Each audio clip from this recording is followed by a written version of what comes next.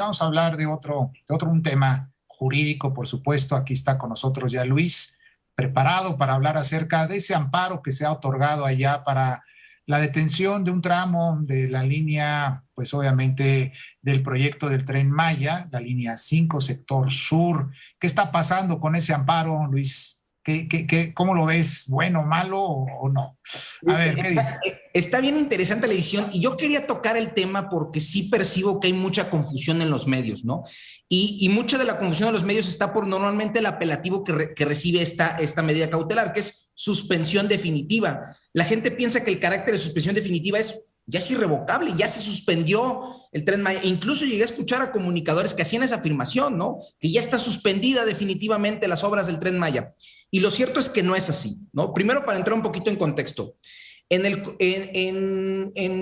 juzgado primero de distrito en Yucatán, otorga una suspensión definitiva en el contexto de un amparo que promovieron tres buzos que van, promueven el amparo, le manifiestan al juzgado de distrito que ellos dependen económicamente de las actividades ecológicas subyacentes al trazado del Tren Maya, y el juzgado de distrito les otorga primero una suspensión provisional y posteriormente una suspensión definitiva, ¿no? Sí, pero a ver, para que nos entiendan el público, porque como son términos muy jurídicos, Luis, la suspensión provisional, ¿qué es? O sea, ¿qué si para nada más por el momento la obra, dejan en estado las cuestión y hasta ahí se queda nada más, ¿no? ¿O cómo? Sí, la suspensión provisional se da en el término en lo que se pronuncia sobre la definitiva, ¿no?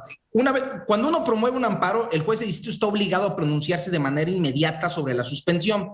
Entonces, en lo que tiene más elementos para pronunciarse de fondo sobre esa suspensión, emite una medida cautelar, una medida provisional, que es esa suspensión que recibe el apelativo de suspensión provisional. Esa suspensión provisional se sustituye en algún momento con la suspensión definitiva, o si el juez, llegada a la audiencia incidental, considera que no es procedente la suspensión, revoca la suspensión, ¿no? Aquí el detalle es que concede la provisional y una vez llegado el momento de la audiencia definitiva, concede la definitiva.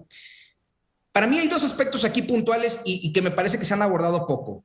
Lo primero es, las autoridades responsables, que en este caso son Fonatur y Fonatur Tren Maya, cuando se concede la suspensión provisional, impugnan ante un tribunal colegiado esta suspensión provisional.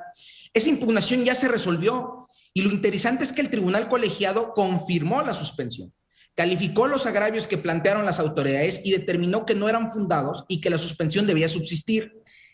Provisional, estamos hablando de la provisional. De la provisional. La provisional se calificó mediante el recurso de queja que interpusieron las autoridades y el tribunal colegiado determinó que no era fundada la impugnación que hacen las autoridades. No le dieron la razón a las autoridades en otras cosas. No se las dieron, ¿no? Okay.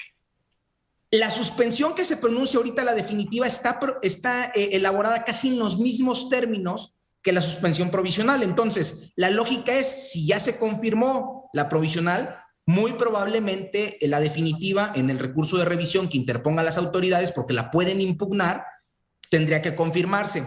Pero que esto no nos confunda, esa suspensión no es inamovible, no es irrevocable, o sea, todavía puede revocarse. ¿Y en qué hipótesis podría revocarse? Primero, que el amparo se resuelva y que se resuelva en contra de los quejosos. Entonces, la medida se revoca. Segundo, el artículo 154 de la Ley de Amparo prevé la posibilidad de que si existe un hecho superviniente, o sea, un hecho posterior... Una prueba, digamos, ¿no? Una prueba posterior a toda la resolución, ¿ok? Se puede modificar la resolución, se puede revocar o modificar, ¿no? Y el tercero sería, pues, que se impugne y un tribunal colegiado la revoque. A mí me parece relevante esto porque el principal argumento que el juez de distrito utiliza para conceder la suspensión es que la obra, en ese trazado, en el tramo 5 que va de Playa del Carmen a Tulum y viceversa, carece de la manifestación de impacto ambiental. Y entonces el juez utiliza dos criterios de la Corte que dicen que esta omisión de tener la manifestación de impacto ambiental genera una presunción de que puede haber un daño en el entorno ecológico y en automático eso justifica de alguna manera la suspensión.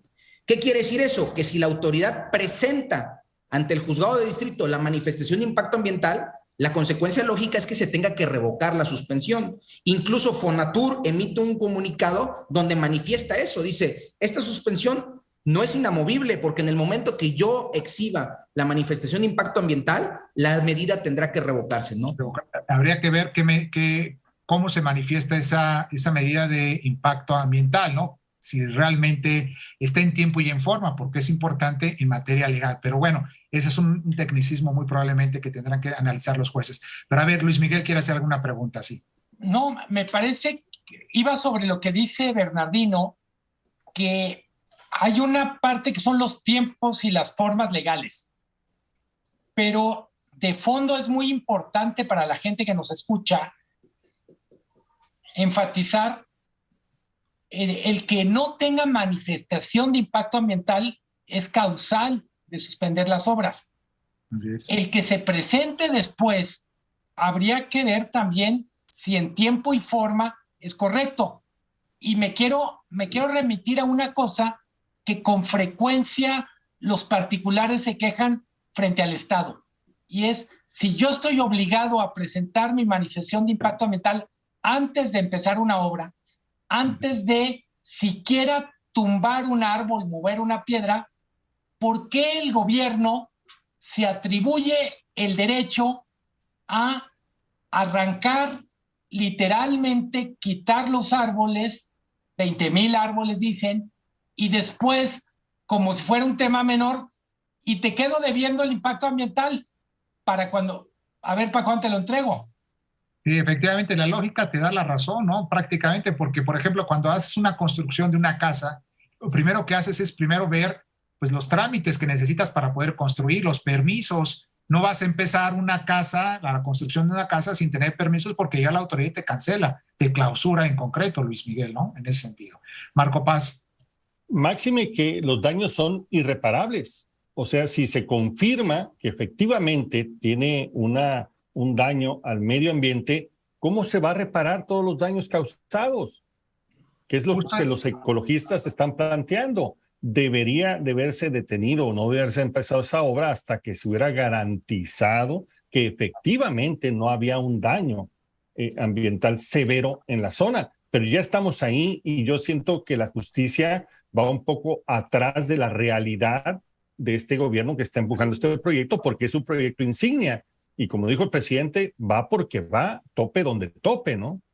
Efectivamente, Marco. Sí, Luis. Aquí hay dos cuestiones que también me gustaría comentar.